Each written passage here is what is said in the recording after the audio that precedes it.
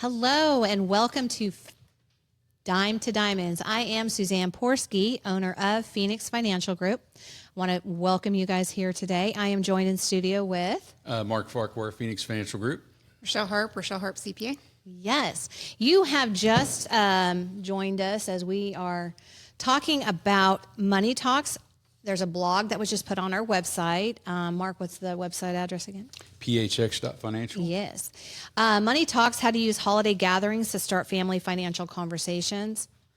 Man, this is a big one. We could talk for a lot, do a few episodes on this. I don't know. People just don't want to talk about it. I guess if just denial. I don't know, denial. I feel like it's taboo. I feel like it's something that has always been taught from when you're younger that you don't speak about money situations. It's impolite. Oh, yeah. Better at the beginning than at the end when everybody's fighting over stuff or not knowing what's going on. So well, that, it's and it's also a disservice. I mean, there's so many people who are smart with their money and different things, but they don't pass it down to their kids because they won't have those conversations because they, again, think it's quote unquote impolite. Right. I also think sometimes different personalities work together. So instead of trying to show everybody spreadsheets and bank accounts, it might just be more about storytelling to break into those conversations at those holiday gatherings. Right. That has been definitely an honor of mine in this office is when we have clients that get a hold of us beforehand or they've come in for one or two appointments and kind of tee it up and say, hey, listen, I'm wanting to have this conversation with my husband and we are a blended family. These are some of the topics that neither one of us want to bring up, but somebody outside of us needs to talk about. That to me delights me because you're having that. And I have had that. We have a second marriage and it's, what do you do? Talk, I don't know, at halftime on a game you're watching or during a commercial or how do you even start that? I think that's a good thing to do. Opening to have your financial services person go in and have a meeting with them and talk to them, bring the family in. I think that makes it an easy conversation to have rather than trying to do it and then over there's the dinner table. Whatever they're going to talk about is a non-emotional for me. It's a neutral. I'm in a neutral spot. Right. I don't know their stories typically, and I don't know what's going on. So I'm like, so what are we doing? Yeah. Who's going to make the decisions and stuff like that? Right. And again, sometimes that leads into, because they're in the office and we're able to do that, do you mind if I have you contacted your person your executor that is going to execute your decisions? Have you told them? Or is this going to be a bomb? Right. When or at least something just goes tell them off? there's a trust or will or something. Sometimes they don't even discuss that with them. That's out there for them. So a week ago, what did I tell you? A week ago Saturday, one of our clients unexpectedly passed away. If you would have told me that the nonsense that went on with that it would have played out that way, I would have told you you're crazy. Yeah. And it was insane. He wasn't even out of the hospital morgue they're fighting. Well, even families you think that wouldn't fight. That's what I didn't think they were going to do this. I was dumbfounded my phone. I even sent it to one of the people. I go, I just want you to see what my day has consisted of. These people going, gosh, you're crazy. Calling me and just everybody wants to know where's the money, who's this, who's that. And I'm like, I am not saying anything to anybody. Yeah. So had he had that conversation and that kind of is what really happened is one of the family members was irate that there was a trust in place and she was never told. And he must have been out of his mind or he must have this, must have that. And I said, no, actually, I don't think so because I do know somebody he told in the family. And she she said, how dare you tell me that he wouldn't tell me about it. And I'm like, I'm not saying anything. I'm just saying that he's had all these stuff in place for quite a while. And that was his responsibility. That is nobody else's responsibility to tell you his business. Right. So I'm sure he wants to rest in peace. So if you want to rest in peace, you might want to. Well, and I think it's not even just them rest in peace. I think it's one of those pieces. This is something that could be mitigated from the get-go. So he did that. He got all of his financial side in order, but he didn't take the next step to let everybody know. And now, instead of creating a peaceful transition and a family that's united to go forward, there's division. And all that division could have easily been mitigated or not even occurred had he had 5 conversations. And maybe they would be comfortable conversations for him. Yeah. but he could have brought you in. He could have brought somebody Right. in and said, hey, I need you to come in one at a time, and I'm going to talk to each of you. Right. And it's not comfortable, but it's important. I think talking about it with the family gets rid of a bunch of that negativity and that Right. clashing at the end. So if they know what's going on. Well, and I mean, there's also other ways to focus. If you're having these conversations, to start it out with gratitude of, he was grateful he had such great jobs and provided this income. Now I'm wanting to share this, but I'm sharing this portion of it with you. Right. And then the next person, the same thing. And so it's more about gratitude. It also pushes to them. Maybe they should be gratitude and have gratitude Right. back of, well, I'm getting this. This is fantastic. Rather than I didn't get what so-and-so got. Yeah. Right. Right. In the blog, I kind of touch on why talk about money during the holidays, and just, yes, it might be potentially uncomfortable, but maybe have the conversation then, hey, I have a financial professional. Sometime after the first of the year, let's get our schedules together because I'd like you to come in and talk with them.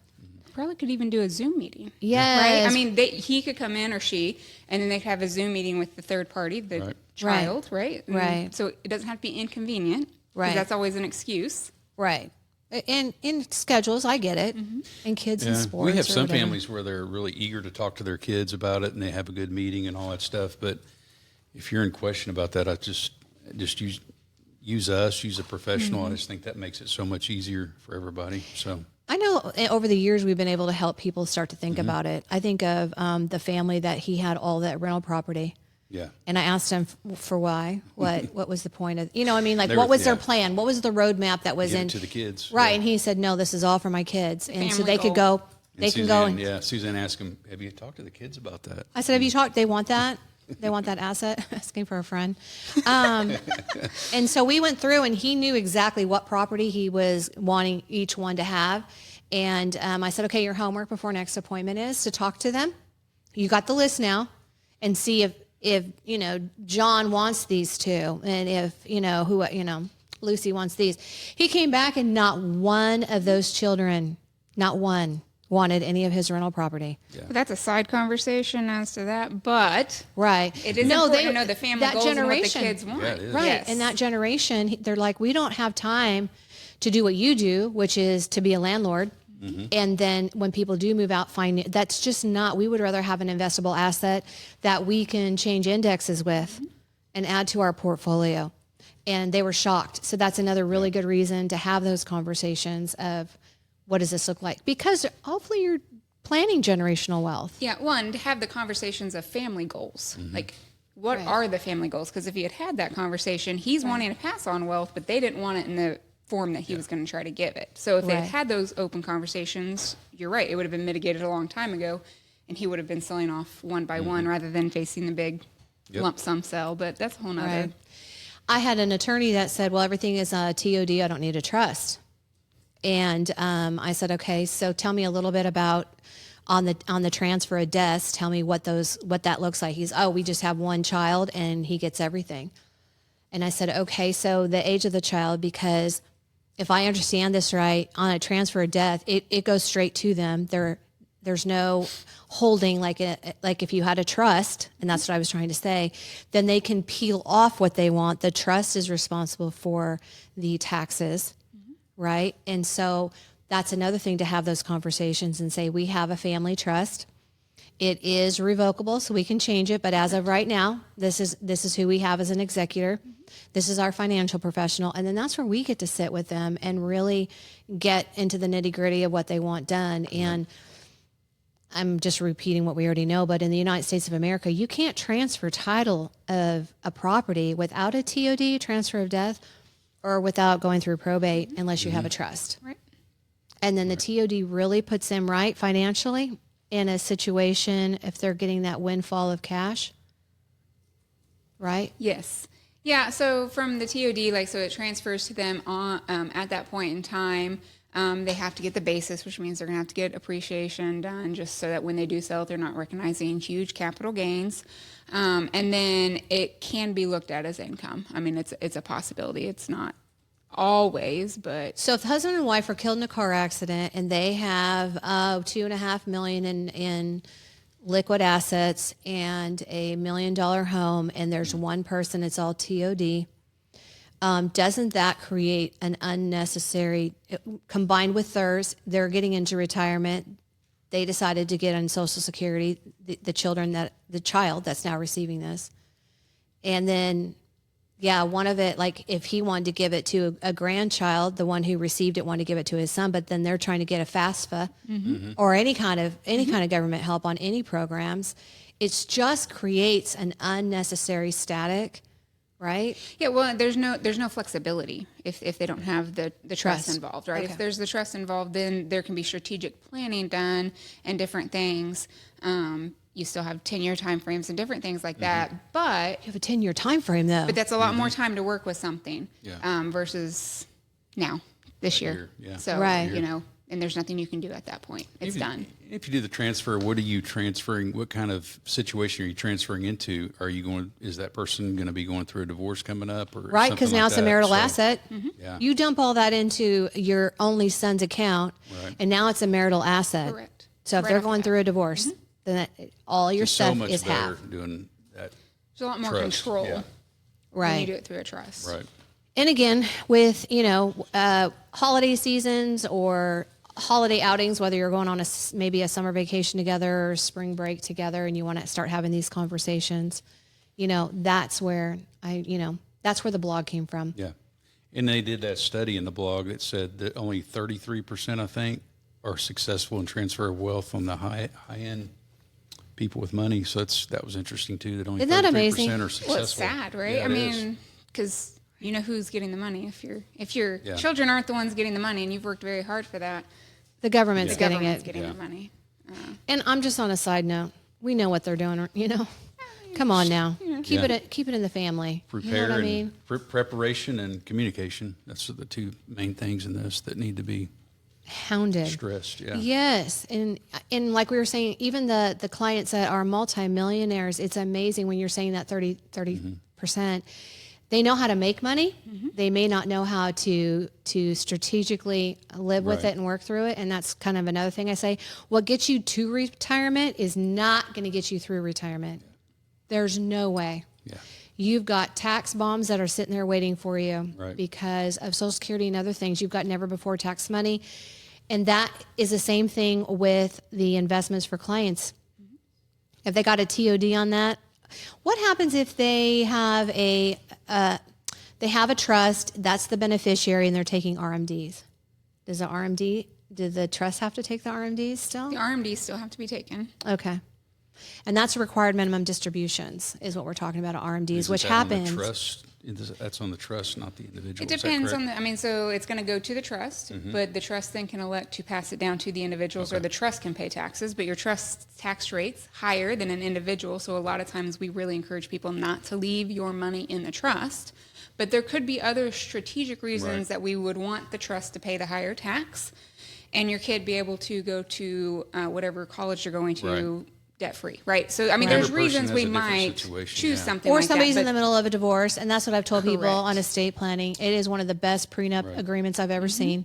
And all that right there's a good reason to have somebody like us to Yes. help you.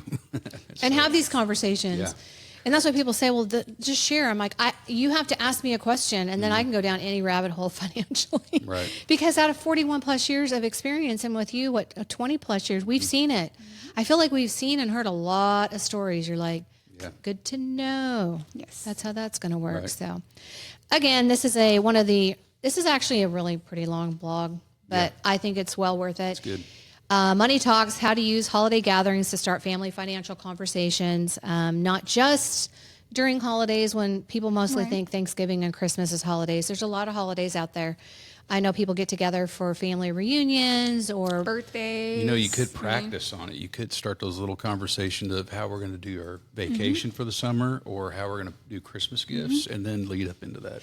Yeah, real quick on the big stuff. Christmas gifts. So- I see a trend, and we're jumping on it this year, of experiences. Yes.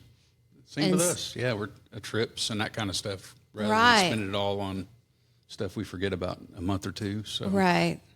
And then you just end up giving, like, I don't know. I think a lot of people can just buy their own stuff, Right. maybe. But Well, and I think in our society, most of us do. Right. Like if we want something, maybe we don't buy it that day, but within a month, if we're actually really wanting it, we go ahead and buy it for ourselves. Therefore, at the end, there's not a whole lot that you really I know for need me, or I'll go different back things and look like at that. pictures over vacations we've had and reminisce. I don't do that over. Do that over your Christmas gifts. No, I do. I'm thankful for the crock pot, just not as often as I am for the trips to Seaside.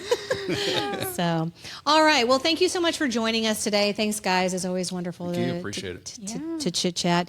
If you want to read the long-winded blog or touch base on it, it is at phx.financial.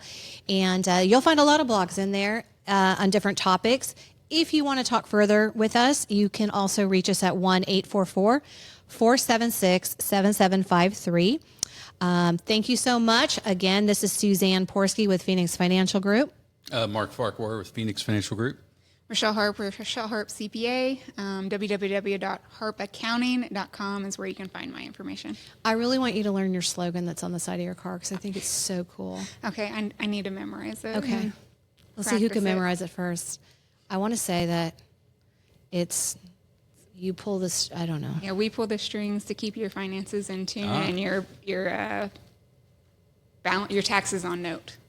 See, you do know. I do it. know. Well, I should. I wrote it, so I should know it. But it's a little different when you come on the We need to get a jingle with that. Anybody out there wants to do a jingle with that?